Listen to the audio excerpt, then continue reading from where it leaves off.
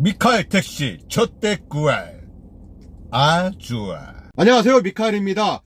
제가 계속 법인 택시의 몰락, 이렇게 안 좋은 쪽으로 이야기하는 것은요, 이러한 것들이 고쳐지지 않는 한 법인 택시는 몰락할 수밖에 없고, 이런 것들이 빨리 개선되어야 한다는 내용의 취지로 말씀을 드리는 것입니다. 법인 택시에서는요, 운송비 정가 금지라는 것이 있습니다. 그 중에 대표적으로 택시 구입비와 유류비, 세차비, 그 다음에 교통사고가 났을 때 교통사고 처리 비용을 우리 기사한테 부담하는 내용들, 여러 가지가 있습니다.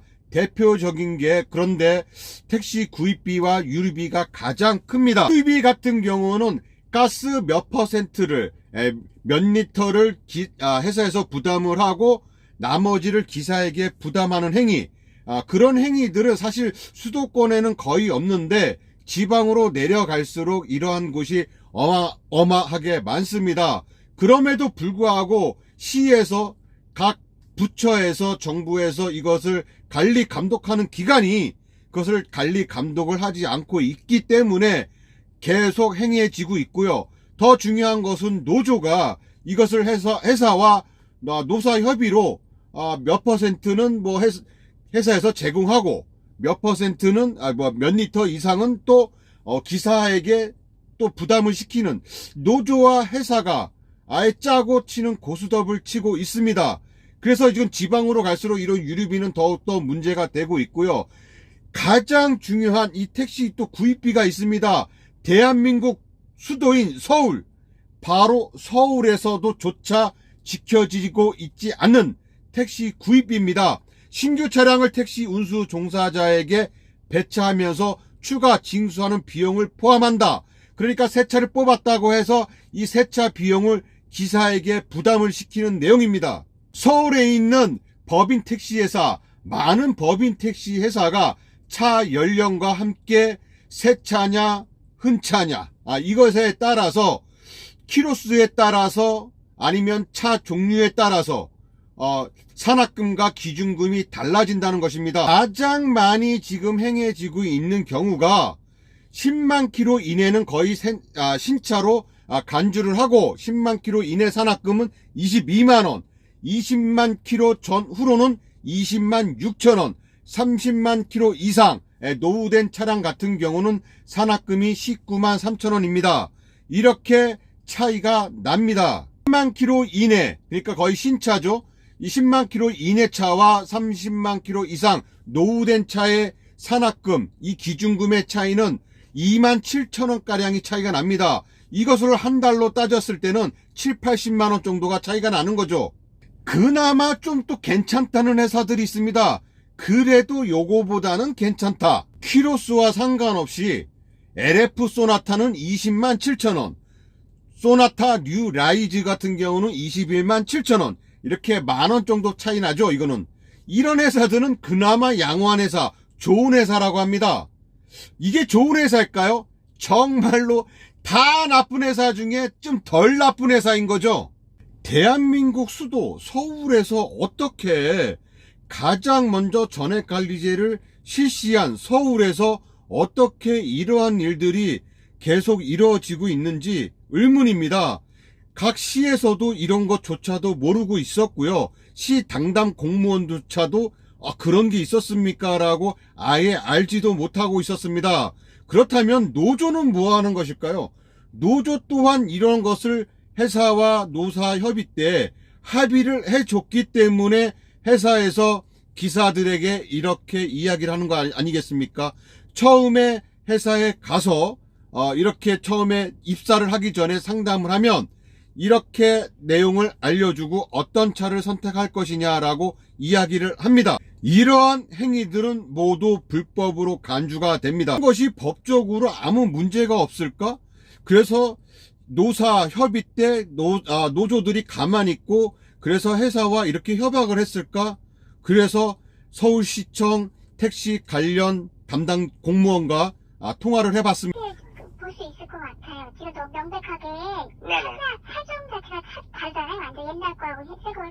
네네. 그래서 말로는 얘기를 하지 않았지만 일단은 네네. 신차하고 아닌 거에 충분히 금액을 달리해서 네네. 그날 납부 수익급수 일정 금액을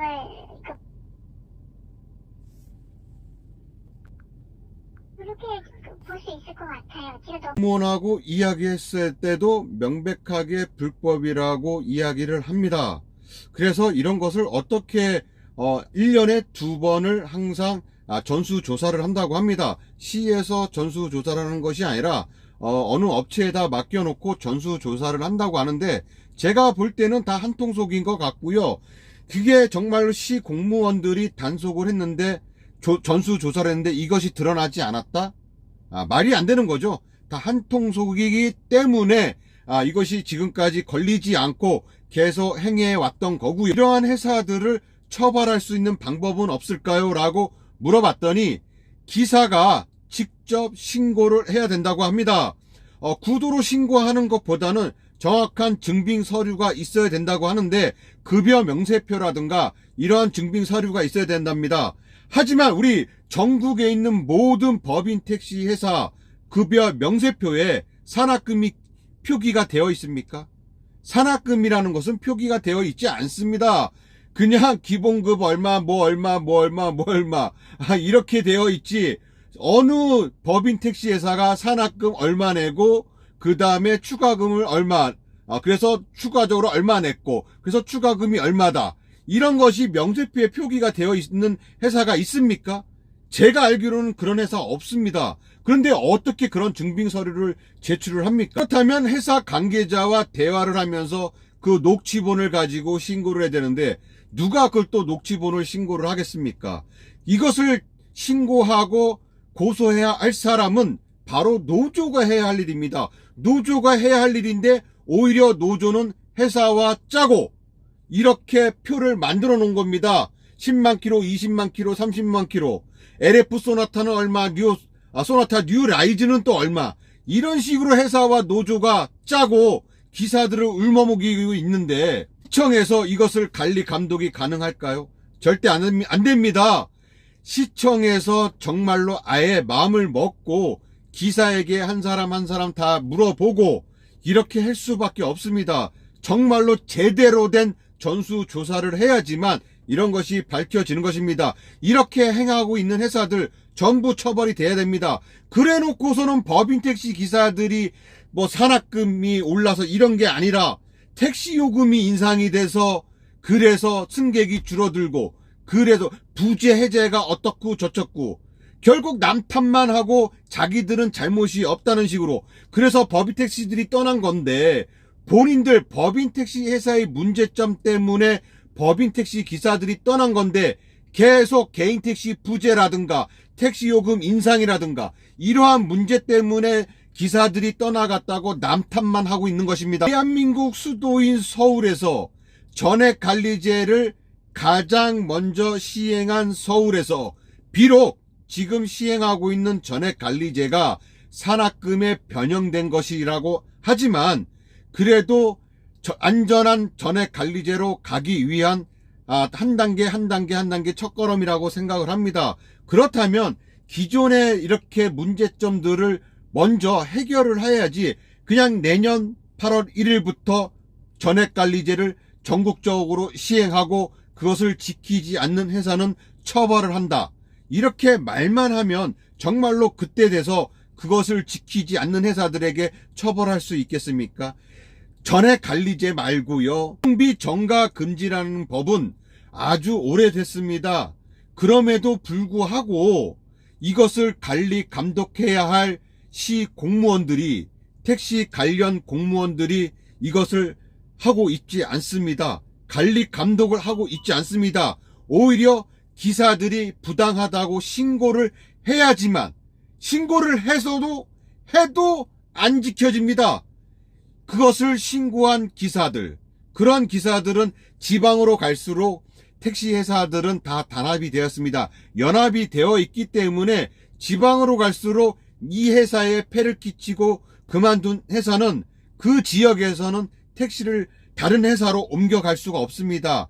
만약에 그 회사를 그렇게 사내 고발하게 되면 결국은 다른 지역으로 옮겨갈 수밖에 없는 실정입니다. 그러니까 결국은 내부 고발을 할 수가 없죠.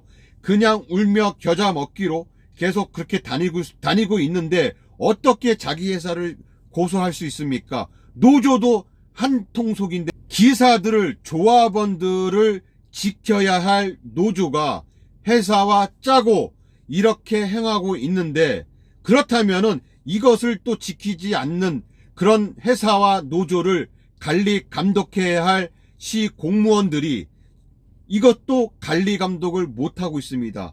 그렇기 때문에 제가 법인 택시의 몰락이라고 하고 망할 수밖에 없다고 하는 이유입니다. 법인 택시 기사들이 법인 택시 회사를 떠나는 이유, 단지 돈, 수입 문제뿐만 아닙니다. 이렇게 갑질하는 회사들, 그거와 짜고 치는 고수업을 하고 있는 노조들, 그것을 눈 감고 있는 시 공무원들, 그래서 기사들이 떠나가는 것입니다. 지금 전국적으로 개인 택시 부재가 거의 풀린 상태입니다. 그런데 이 부재 때문에 승객이 줄었다. 그래서 법인 택시가 힘들다. 택시 요금이 인상이 됐기 때문에 그래서 법인 택시 기사들이 승객이 감소돼서 그래서 수입이 줄었기 때문에 법인 택시 기사들이 떠난다. 아닙니다. 법인 택시 회사 사장들은 계속 자기만의 입속을 차리고 이렇게 편법을 써가면서 노조와 짜고 또 고수업을 치고 그 다음에 시 공무원들이 눈 감아주고 그러는 한 법인 택시는 절대로 살아남을 수 없습니다. 내년 2024년 8월 1일 전국적으로 전액관리제가 실시하는 것도 중요하지만 그보다 먼저 있는 법도 지키고 있지 않는 그런 회사들을 다 선별해서 처벌하고 일단은 경고하고 그러지 못하도록 하는 것이 시 공무원들이 해야 할 일입니다.